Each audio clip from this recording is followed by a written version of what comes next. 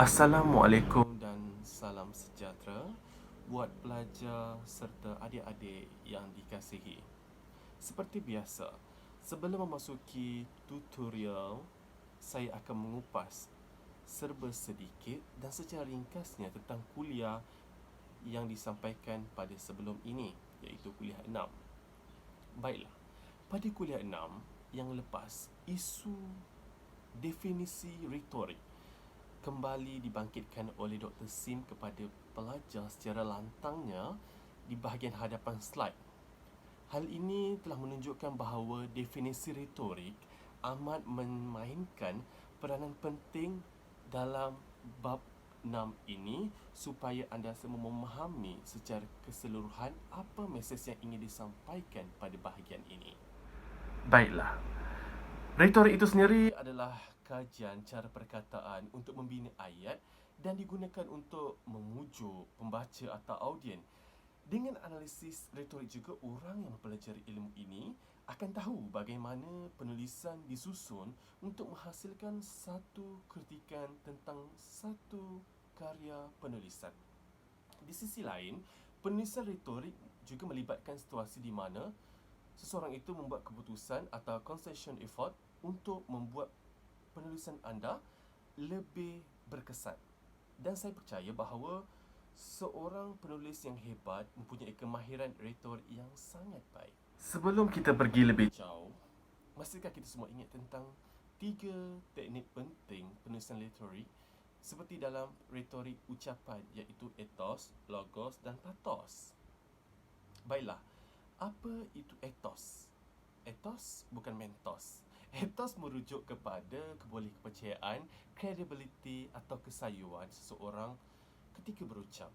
Dari kata lain, seseorang yang berucap perlu mempunyai sikap yang boleh dipercayai, mempesona dan mampu untuk memberikan aura positif kepada audien. Yang kedua iaitu logos. Logos dalam bahasa Yunaninya bermaksud pidato. Bahasa, intonasi, perkataan yang digunakan secara langsung akan menzahirkan respon yang tertentu kepada audien. Dalam bahasa mudahnya, sebuah pidato yang monoton atau hambar pastinya akan menimbulkan rasa jemu kepada audien, dan begitulah sebaliknya di mana sebuah pidato yang penuh dengan penggunaan intonasi, emosi, metafora yang mendalam pastinya akan mencuit hati audien untuk lebih peka terhadap sesebuah perkara yang ingin disampaikan oleh seseorang pemidato. Yang ketiga adalah pathos. Pathos pula merupakan merujuk kepada emosi yang diungkitkan seperti simpati, cinta, empati. Seseorang yang mempunyai ilmu retorik pastinya akan menggunakan emosi bagi menyentuh hati, bahkan menimbulkan rasa kebencian dengan selitan-selitan penceritaan yang dekat dalam kehidupan audien. Oleh sebab itu, audien akan berasa terbela atau terlunaskan luapan perasaan emosi mereka akibat daripada penceritaan yang mengaitkan teknik pathos ini. Dan hasil daripada gabungan daripada ketiga teknik ini, ianya telah membentuk sebuah teknik yang saling melengkapi yang dinamakan sebagai segitiga retoris. Baiklah, seterusnya pada kuliah 6 yang lalu, kita telah dibangkitkan dengan sebuah ilmu atau fakta yang baharu bahawa terdapat 4 elemen yang amat membantu dalam penulisan perenggan pertama, iaitu unity, tersusun, koheran dan kesempurnaan. Apa itu unity? Unity itu merangkumi perenggan bermula dengan ayat topik, mempunyai satu idea yang mengawal yang merupakan idea utama, mempunyai ayat sokongan, seperti definisi, penjelasan dan penyataan dengan apa yang akan menyusuli dalam esei seterusnya, dan mempertimbangkan dalam membuat keputusan poin yang menjadi titik tolak ulahan anda. Yang kedua adalah tersusun.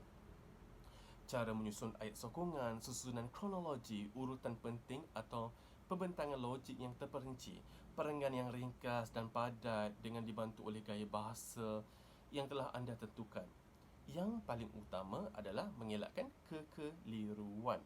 Yang ketiga adalah koheran, iaitu penggunaan ayat yang saling berkesinambungan atau ayat yang saling bekerjasama, atau dalam bahasa mudahnya ayat yang tidak melompat-lompat dan mempunyai pertalian dengan ayat seterusnya.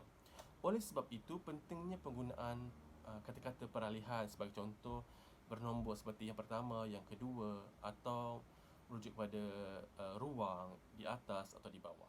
Yang terakhir adalah kesempurnaan, iaitu pastikan perenggan berkembang dengan baik dan cukup menyokong idea utama. Dan ayat terakhir yang menutup perenggan harus meringkaskan idea utama anda dengan memperkuatkan lagi ayat topik anda. Baiklah, pada kuliah 6 yang lalu juga, kita juga telah mempelajari sebuah ilmu baharu, iaitu jenis-jenis perenggan, iaitu naratif yang melibatkan karya kreatif dan teknik penceritaan. Yang kedua, deskriptif, karya kreatif dan akademik, memberi pilihan yang jelas tentang satu subjek. Yang ketiga adalah ekspositori, iaitu memberi maklumat, pengujahan dan pendedahan bicara. Baiklah, berdasarkan kuliah kita yang kita pelajari pada minggu ini, maka terbentuklah sebuah task tutorial yang berkehendakkan kita untuk berfikir sejenak. Iaitu soalan yang diberi, iaitu baca perenggan tersebut dan teka jenis perenggan yang dipetik. Seterusnya, pisahkan ayat-ayat dalam perenggan tersebut kepada AT atau ayat topik, AS atau ayat sokongan, KA atau ayat kesimpulan perenggan.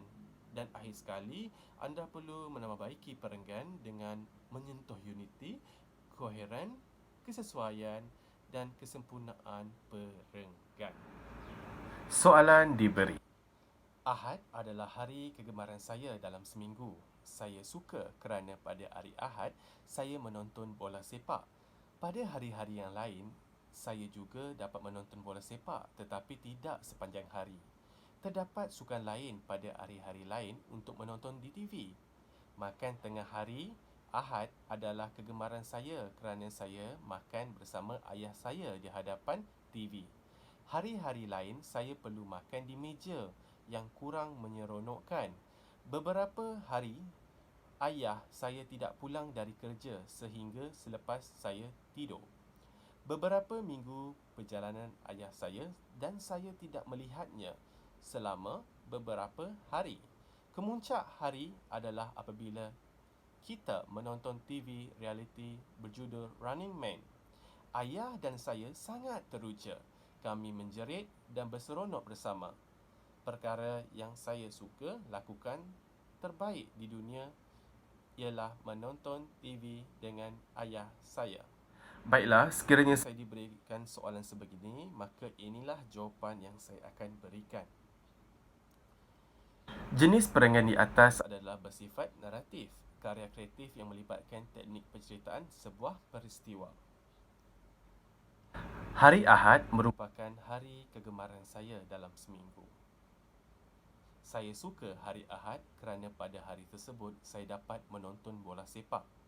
Pada hari-hari yang lain, saya juga dapat menonton bola sepak, tetapi tidak sepanjang hari. Namun begitu, terdapat juga sukan lain yang saya tonton di kaca TV. Selain itu, sebab lain hari Ahad menjadi kegemaran saya adalah kerana saya dapat makan bersama ayah di hadapan kaca TV. Sebelum ini, saya perlu makan di meja berseorangan dan saya berasa kurang menyeronokkan. Hal ini disebabkan ayah kerap tidak pulang dari kerja dan apabila ayah pulang, saya sudah tertidur. Selalunya, ayah akan melakukan perjalanan selama beberapa minggu dan disebabkan hal tersebut, saya tidak melihatnya selama beberapa minggu. Kemuncaknya pada hari kegemaran saya ini adalah apabila saya dan ayah menonton TV reality berjudul Running Man. Ayah dan saya sangat teruja. Kami menjerit dan bersorak bersama. Oleh itu, perkara yang saya suka lakukan terbaik di dunia ialah menonton TV bersama ayah saya. Setiap orang mempunyai kemahiran bahasa yang berbeza-beza untuk menjawab soalan di atas ini. Dan saya buka di ruangan komen classroom ini untuk anda semua menjawab mereka kreativiti anda. Baiklah, maka dengan ini berakhirlah tutorial kita pada minggu ini. Semoga anda semua faham apa yang telah diterangkan pada kuliah 6 dan semoga anda semua berada dalam keadaan yang sihat dan selamat menyambut Hari Raya Aidilfitri. Bye. Assalamualaikum dan salam sejahtera.